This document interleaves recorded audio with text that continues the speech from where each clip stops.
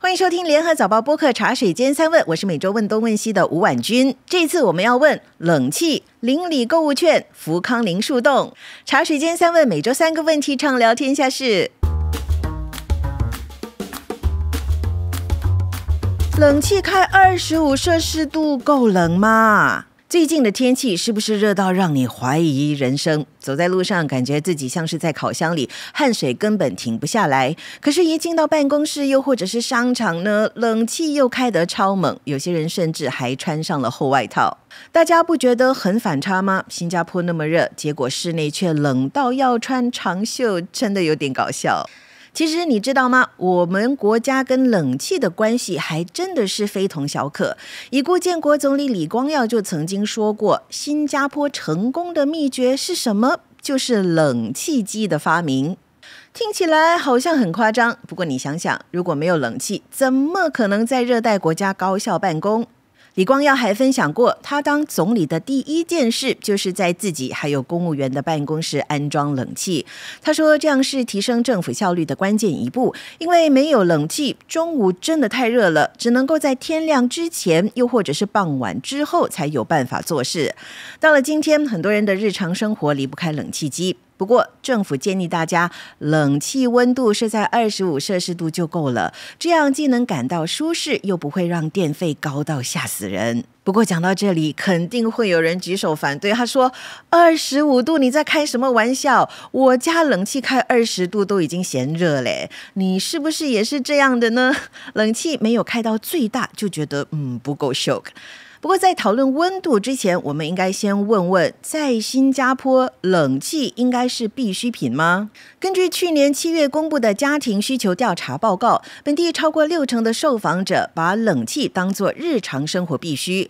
新加坡这2年常出现高温预警，气象署最近还说，这个月的温度白天会飙到33、34度，晚上也有28度。没有冷气真的很难熬，尤其是有很多外国朋友刚刚来新加坡都不能适应。最近就有一位刚刚搬进新加坡国立大学宿舍的留学生在网上吐槽，说宿舍没有冷气，晚上热到睡不着，早上5点就被热醒了，洗澡5分钟之后就汗流浃背。留言区也有一堆外国学生附议，他说亚洲排名第1的大学竟然没有冷气，也太不可思议了吧。其实也不是没有冷气，是有些宿舍有一些没有。有冷气的宿舍租金自然比较高，电费还得另外算。最无奈的是，学生是不能够自己选宿舍，只能够抽签，抽到什么就住什么，抽不到冷气房就只能听天由命了。不只是学校的宿舍，医院病房也分等级。新加坡的公立医院 A 级还有 B1 级的病房都有冷气， B2 还有 C 级病房则是主要靠风扇还有自然通风。有公众因此写信要求政府为所有病房安装冷气。他说病人身体都已经不舒服了，还要在闷热的环境下忍耐，对康复根本没有帮助，医护人员也一样的辛苦。他说的也是有道理，现在全球暖化，医院也应该与时俱进吧。不过另外一边也有人反对，他们担心这样会推高医疗成本，最后还不是要病人买单。这其实是一个现实考量，有一些病人，比如有呼吸道疾病的，太冷反而会加重病情，风扇通风反而会比较的适合。所以目前的安排有冷气房也有风扇房，让病人自己选，其实也比较好。当然选了冷气房，费用就自然高一点啦。那回到我们日常生活，冷气到底要开多少度才适合？大家平时在家里都是开几度的呢？18度、21度还是25度？根据新加坡绿色建筑委员会的最新调查，超过一半的新加坡人其实会把冷气设在24度或者以上。永续发展与环境部长傅海燕最近出席一场活动，也讨论了这个问题。他说25度是国际认定的舒适温度，搭配风扇等降温措施，体感其实和23度一样的凉快，又可以让空气流通。而且有研究显示，办公室的冷气温度从24度调高到25度，用电量可以减少6%到12%。各位雇主听到了吗？只要调高1度，每个月的电费就能省下不少钱。重点是冷气真的不是越冷越好，太冷反而容易感冒和头痛。在新加坡这样的热带国家，冷气的作用不是让我们觉得像在冬天，而是让我们在闷热的环境下感到舒适。真正的舒适不是把冷气开到最大，而是要找到一个平衡点，既能感到凉爽，又不浪费能源。25度或许不是最冷，但对大多数的人来说，不多不少，刚刚好。今天要聊的第二个问题是，邻里购物券不能卖，也不能在约会中使用。政府又发礼物了，这一次是配合建国60周年 SG60 邻里购物券，60岁及以上的朋友可以优先领取800元，21岁或者是以上的成年人也有600块钱，不过要等到7月22号才可以领。用法很简单，一半是可以用在邻里商店还有小贩摊位，另外一半是可以在超市用，有效期是到2026年底。有些朋友已经开始盘算了，是要用来囤厕纸还是洗衣液，还是到餐厅享用美食呢？不过购物券才刚发放几天，就有人发现一些人竟然跑去二手平台 Carousell 转卖购物券，而且不只是 SG60 的，就连之前收到的 CDC 邻里购物券也都拿出来一起卖。有一名卖家声称，买家付款之后就会收到购物券电子链接，可以直接用。卖家还理直气壮地说，大家都这么做不违法啦，甚至还保证我转给你之后就不会用了。话说，为什么会有人想要把他们的购物券拿出来卖呢？有一名卖家说得很直接，我比较需要现金，购物券又不能够拿去交水电费。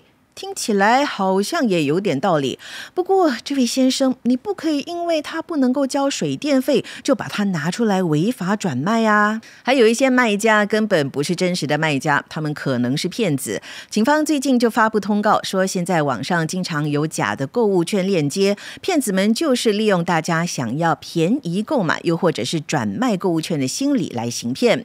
要记得，真正的 SG60 购物券是要到官方网站用 SingPass 登录才会收到，在第三方平台收到任何的链接，又或者是奇怪的电话、社媒讯息，要求你提供银行资料、下载 APP 来领券，通通都是假的。那邻里的购物券到底能不能卖呢？当然是不行。根据政府的条款，邻里购物券明确规定不能够转卖，也不能够换现金，这是写在官方网站上的黑白字。为什么政府要这样规定呢？其实道理很简单，这些购物券的目的是要帮助新加坡家庭应付日常开销，同时支持我们的邻里商家还有小贩。大家千万不要进行一些买卖购物券的违法交易，发现滥用购物券，说不定还会被政府收回，购物券全部作废，岂不是撸基很不划算吗？话说啊，最近网上就有这个关于邻里购物券的小故事引起了热议。有一名女生在 TikTok 分享说，她请约会对象吃饭的时候，用邻里购物券来结账，结果对方居然说，哈，你用 CDC voucher 啊，有点丢脸嘞。又不是叫你还钱，花自己的券请你吃饭，你怎么还反倒嫌弃起来呢？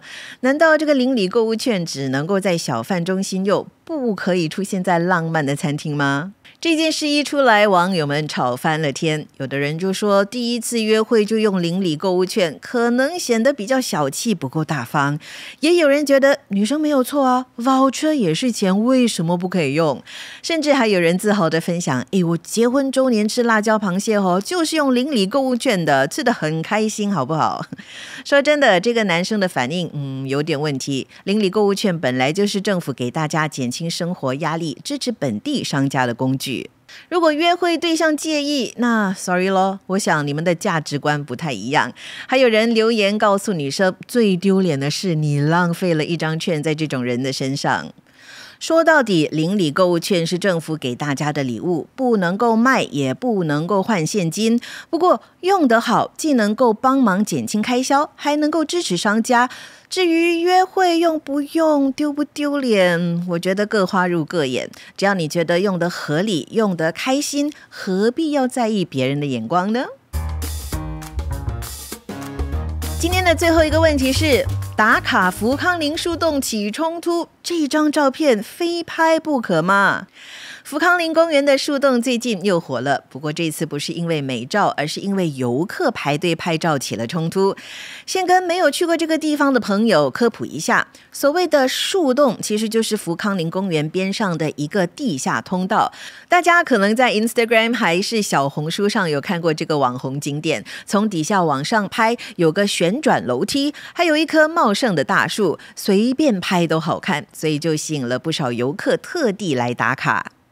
问题是，这只是一个普通的通道，地方小又热又闷，人多的时候还要排很久。这么多人挤着要拍照，能不发生问题吗？前段时间有一位中国女生到树洞打卡，把贵重的相机交给路人帮忙拍照，结果人还有相机都消失了。最后她还上网发文说愿意出4000块人民币，只求把相机还有照片找回来。这一张照片的代价真的有一点大。最近还有2组游客排队等到不耐烦，结果就起了口角。一边是穿黑衣的华族男子，另外一边是穿黄裙的外国女生，两人你一句我一句互骂，你真丢脸，你才丢脸，哇，火药味十足。为了一张照片，至于吗？有游客也抱怨，一些人拍照拍很久，甚至还会架起3脚架，换好几套衣服，当自己是在拍 MV。不过也有游客说，我大老远飞来新加坡，还排了那么久的队，拍久一点不过分吧？听起来两边都蛮有道理的。不过问题是，这是公共空间，不是你的私人摄影棚，后面还有几十个人等到汗流浃背，难免火气会上来。有人就建议干脆设个计时器，每组限2分钟，公平、公正、公开，拍不完再重新排队。你觉得这样行得通吗？其实我身边也有不少朋友专门去福康林树洞拍婚纱照、毕业照，拍出来是真的蛮漂亮的。只是照片本来是为了留下美好的回忆，不要让它变成一种负担，更不要因此影响到别人。大家常说有图有真相，不过旅游好像变成了没图等于白来。其实新加坡有那么多的漂亮地方，福康林公园本身就是个很有历史文化气息的景点，与其花时间排队挤树洞，不如慢慢的逛逛公园，了解一下新加坡的故事，说不定更有意义。当然不是说拍照不好，但如果你为了拍一张照搞到自己压力很大，甚至和别人起冲突，那就真的失去了意义。可是有一些朋友可能会说，我真的是很想去树洞拍照。如果你真的很想去拍的话，我的建议是早一点去，又或者是选个非周末的时间，避开人潮，拍得也会更加的自在。大家会为了拍一张照排队半个小时吗？我是不会啦，不过欢迎你在评论区留言分享你的看法。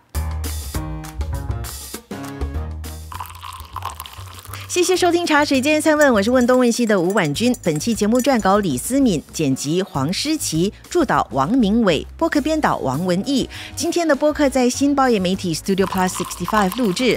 茶水间3问可以在联合早报以及各大播客平台收听，欢迎你点赞分享。